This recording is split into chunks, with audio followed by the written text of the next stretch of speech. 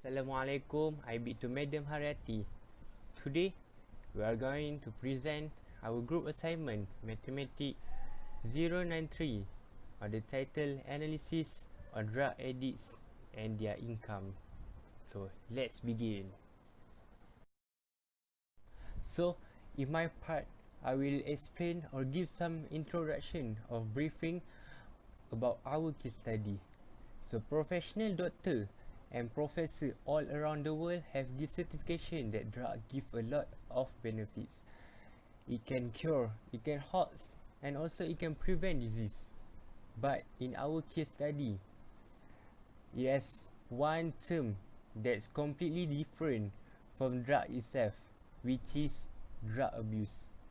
So due to this increasing number of drug abuse in Malaysia in recent years, so we will share about drug and we will relate it with poverty in Malaysia. Okay, so next we proceed to the background of study. As we all know, drugs are one of the main causes of poverty. This is because the cost of drugs sometimes can reach up to thousands of dollars. Drug use is one of the most costly health issues in the country. In addition to the financial cost, the drug use also exact a human cost with thousands of lives being damaged and forever changed. Based on the study, we can state the statistic or specifically the number of those who are getting involved in drug addiction in terms of race, occupation, educational level, and age. For the scope of Addicts, the statistics showed that the highest number of Malay were involved in drug addiction, which accounted 64%, and the rest were Chinese, Indian, and others. This is because Malay citizens are the most at risk in Malaysia. For the scope of employment, government employees showed the highest frequency of 1,139 respondents out of 3,081 respondents. Next is educational level. The study shows tertiary education had the highest number of drug addicts, which is 45.3%. This is because those who are involved in tertiary education are mostly university and college students who are live independently without the parental control. The latter is in terms of age. Those aged in range between 28 to 37 years old showed the highest statistic of 913 respondents. This is because those who are in this range of age already have a stable financial situation. For quantitative variables, which is income for those who are affected by the drug addiction, is mostly 5,001 to 5,500 ringgit. For variables such as mean helps to show the average income for drug addiction, which is 2,675.64. As for median, it is a calculation of central tendency. The median that we obtained from the study is 2,394.66. Okay, so for the variance and the standard deviation, we can see from the slide. We proceed to the coefficient of variation. So for coefficient of variation is a statistical measure of the dispersion of data points in the data series around the mean. The coefficient of variation represents the ratio of the standard deviation to the mean, and for the study we get 62.01% for the coefficient of variation. So last but not least is skewness. Skewness demonstrates the direction and relative size of the variance of a distribution from the standard distribution. For the study, we get the positive skewness, which is 1.0901. Okay, so for objective for this study, first is to describe the background profile on drugs addicts in Malaysia. Second is to analyze the central tendency of the age of the drug addicts in Malaysia. And third, to analyze the measure of dispersion of income of drugs addicts in Malaysia. Next, the description of data. First, ethnics. Based on this pie chart, from 3,081 respondents, the majority of drug addicts are Malay, which is 1,959 respondents with 63.6%, while 553 respondents are Chinese with 17.9%, and others are 374 respondents with 12.1%. The least is the number of Indian, which is 195 respondents with 6.3%. This shows that Malay are easily influenced in taking drugs by the role of peer groups. They are challenged to have the drugs, so they are not be labeled as coward. Also, they were ignorant the teachings of their religion and they took religion lightly. Furthermore, drugs can contribute to argument that precede a divorcement because temper cannot be held when drunk. Okay, so for the next description of data is in terms of occupation. So from the graph, we can see that from 3,081 respondents, the majority of the respondents were in government with a total of 1,139, while 1,054 of the respondents were in the private sector. Out of 3,081 respondents, 206 of them had retired and 502 of the respondents are unemployed. Students shows the least number of respondents, which is only 180 respondents. This indicates that government servants are too busy handling their work, affects their awareness towards the additional written medicine information. They do not have time to participate in any awareness on drug effect programs. On the other hand, student shows the lowest respondent to be involved in drug addiction as they don't have fixed income and enough money to purchase the drugs which will highly cost them. Next, the data on educational level. This pie chart shows the results of a survey of 3,081 respondents. The data collected is referred to the amount of respondents involved in drugs based on their educational level. Respondents mention 4 different levels of education, which are primary, secondary, tertiary, and non-formal. From the pie chart, it is clear that the majority of respondents are from tertiary educational level, with a total of 1,395 respondents, which is 45.3%. The second highest data recorded is from secondary educational level, with just 2.2% differ from the tertiary educational level. 9.1% of them are from primary educational level, while non-formal educational level depicts the lowest amount of respondents with just 2.5% only. Okay, as we clearly see on the screen, this is histogram of drug addicts' age. So, for the range age of 28 until 37, they recorded as having been in the highest number of drug addicts. This is due to many reasons which drive them to commit that crime, such as peer pressure, poor education, poor socio-economic status, and the others. On the other hand, we clearly said that the range age of 78 until 87 had the lowest number of editors because they are socially isolated, prefer to live in urban areas, and follow repetitive behavior patterns. This is table of frequency distribution for data age. For the measure of central tendency, we must calculate the value of mean, median, and mode. Okay, this is less than ogive or drug addict's age. So from this ogive, we can come out 3 different analyses.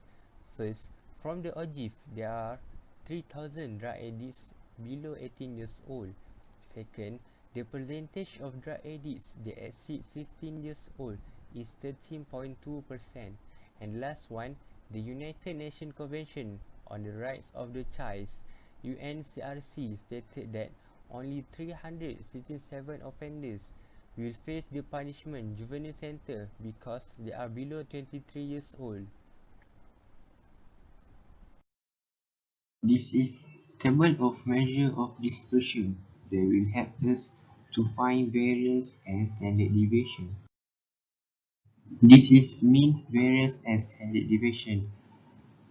Based on this mean and standard deviation, there is a small difference between the value of standard deviation and mean. So, we can say that the data has a lower deviation and it also means the data is less spread out the group of the number.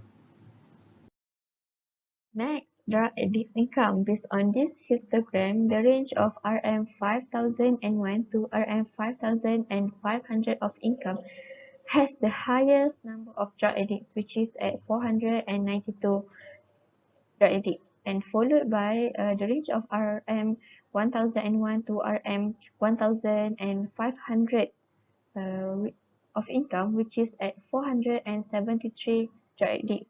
The range of RM3,501 to RM4,000 of income charted the lowest number of drug addicts, which is only 116 drug addicts.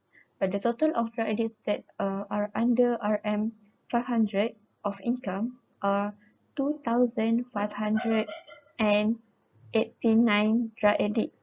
With the lower income, they would live in poverty and they cannot afford to pay school fees, so they don't have the knowledge about drugs.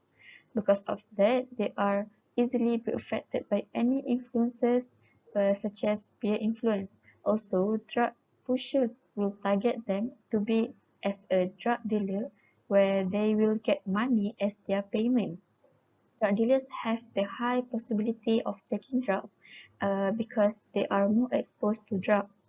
There are still many who don't have a place to live, turns to drugs to avoid dealing with their feelings and life problems such as poverty. Undeniably, some of them have classified in the range of RM5,001 to RM5,500 of income, so they are able to buy drugs with thousands or millions of ringgit. This is the table of frequency distribution. This is the calculation of measure of central tendency and its explanation. Next, less than or give of drug addicts income. There are three analyses based on this or give. First, estimate the number of drug addicts with total income below RM5,000. There are 2,589 drug addicts with total income below RM5,000. Second, estimate the percentage of drug addicts income that exceed RM5,000.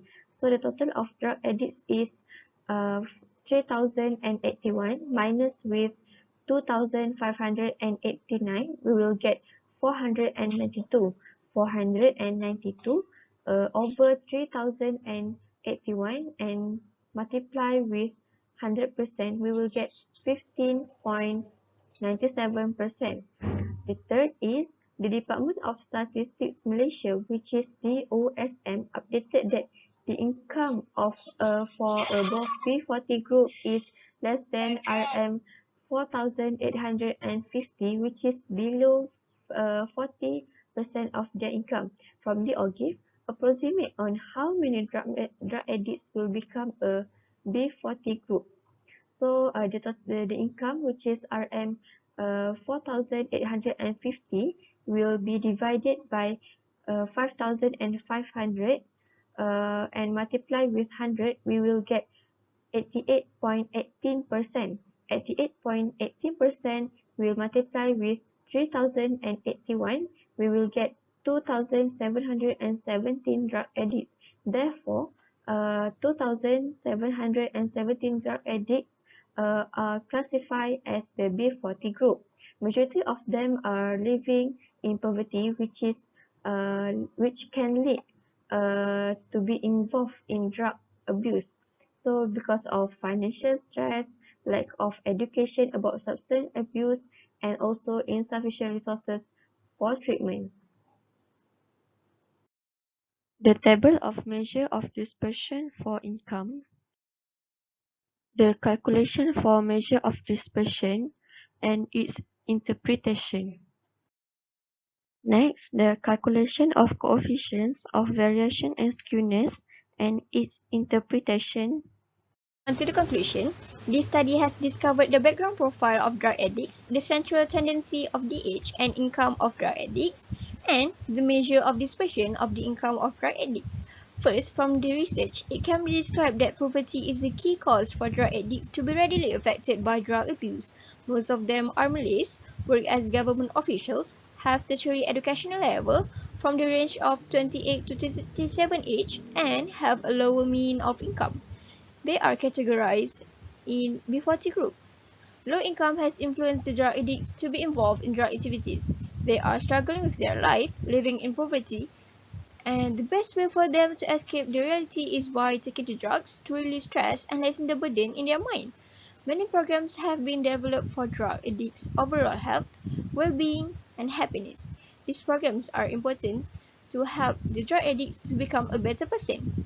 This data in the study could be used as reference for relevant agencies that provide contribution and rehabilitation in helping drug addicts in Malaysia. Next, the recommendation. Firstly, provide a standard basis for data processing in order to be able to analyze the data gathered in a righteous way. Second, engage well with respondents and continue to reach significant response rates for most of the surveys could help in obtain an accurate data. Thirdly, harmonization in methods of collecting data, such as educational level, to be processed should be enhanced to ensure the accuracy of this data. The Department of Statistics of Malaysia (DOSM) has a specified method of collecting data to maintain the accuracy of data collected, especially data such as educational level. Last but not least, the data should be presented in the most easy way to be understood by the public. That's all from us. Thank you for your time.